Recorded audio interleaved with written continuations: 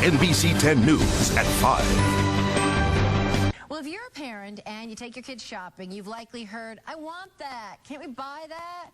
Well, instead of yes or no, there may be a better answer. And joining me to talk about that is Sheila Jacobs.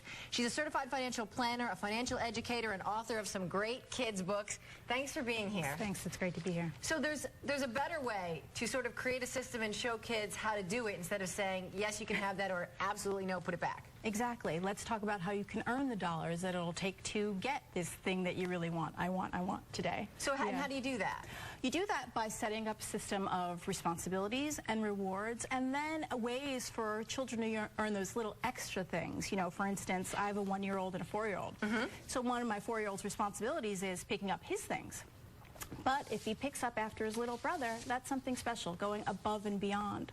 So we'll attach a monetary reward to that, and parents have to make their own decisions as to whether to give an allowance or to allow children to earn money, but money's a tool. They're going to have to learn how to use it. So the system's really important.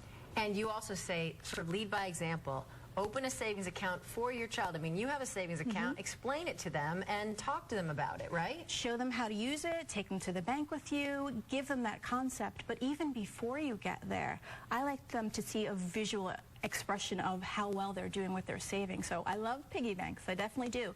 But a clear jar, coins, little kids love coins, so they can see how well they're accumulating things. And then some of the banks have these little machines, so they can go in and take all their coins and see how well they've done, put them in, exchange them for cash, and make a deposit.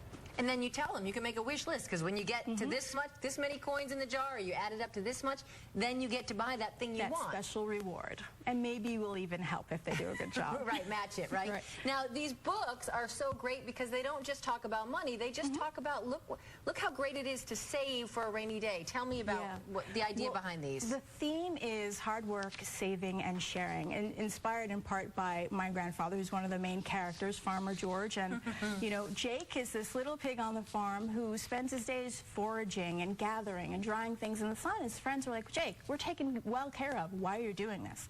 Jake says, "You never know." So you never know happens.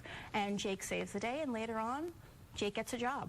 Because he saved. Yeah. Excellent. These are great books, and it's a great example. Thank you. I appreciate it. Thanks for coming in. Thanks.